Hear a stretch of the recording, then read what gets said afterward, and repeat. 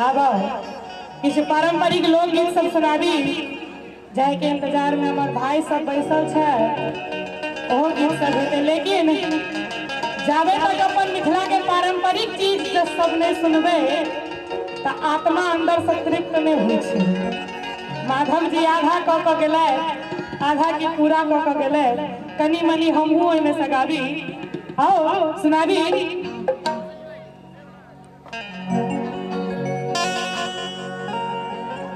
कोने रे मासे मासा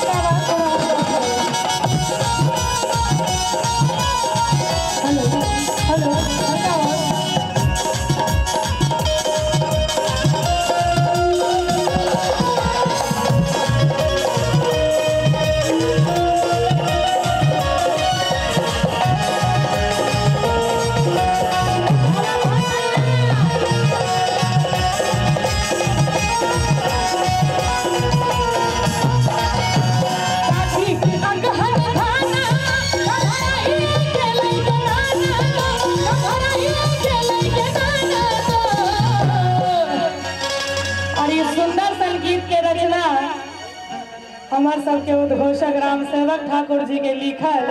एक बार हिनका लेल जोरदार ताली बजा दियो सब गोटे। आगू में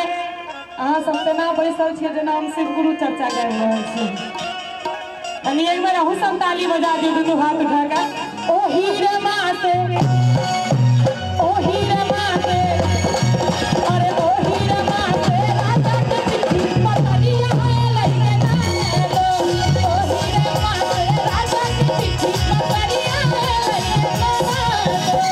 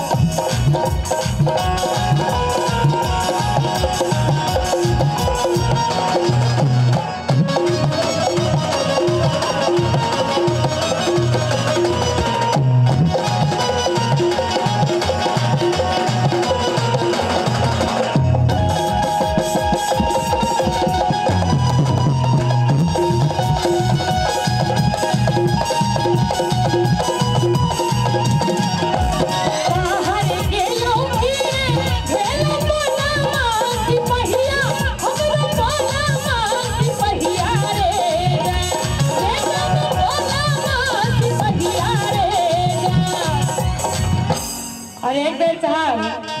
हमार तमाम म्यूजिशियंस ला एक बार जोरदार कर करा के ताली बजा दियो सब बेटे। रे जान रे जान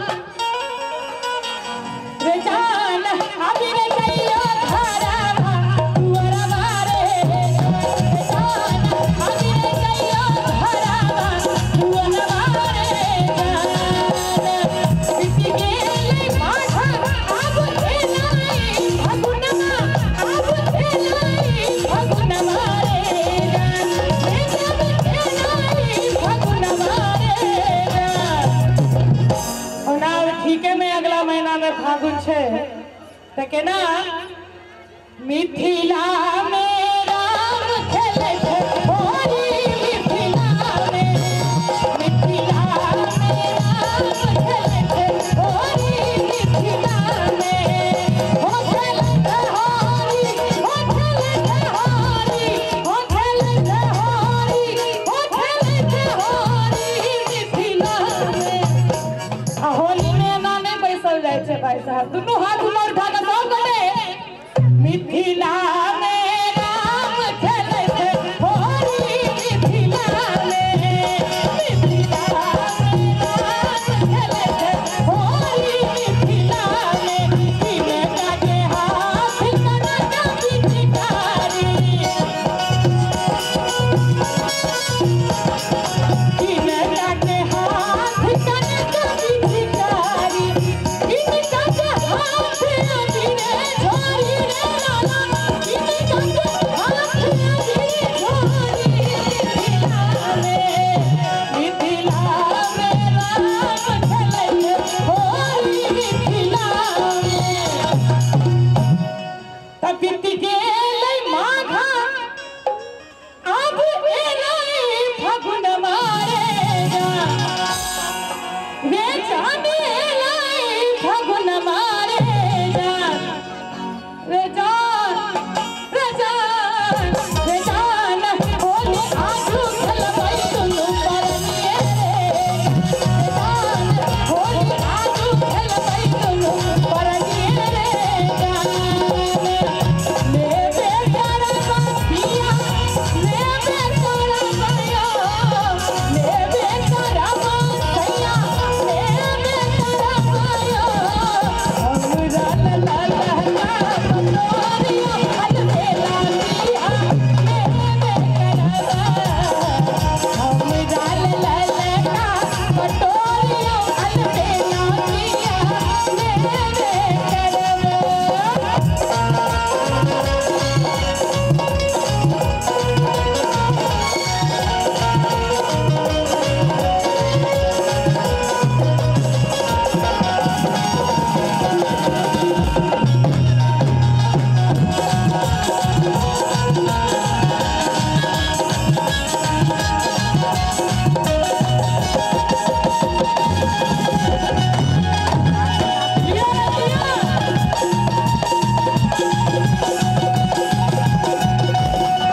पहिरी पटोरा हमार मेला घूमी गेलै ननदी सहोदरी के खूब सनेबै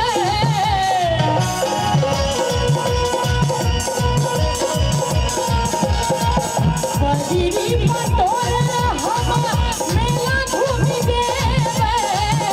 ननदी सहोदरी के खूब सनेबै। ई सब अपने मिथिले ग्राम में छै और कतौ नहीं भेटै कि अचरा से पोछी देबै तोरियो अलबेला पिया लेबे करबा अचरा से पोछी देबै तोरियो अलबेला पिया लेबे करबा तोहर पिया छौवा हर के भगवान के बहिना हमर पिया के किसान ये बहिना हमर पिया के किसान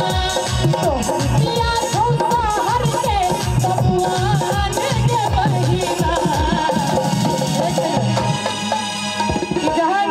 एक शहर के महिला और एक गांव के महिला आपस में बात करे छथिन त कहे छथिन एक दोसर के कि तोहर पिया छौ सहर के तनी ताली बजा दियो वहां से तोहर पिया छौ सहर के बबुआ के बहिना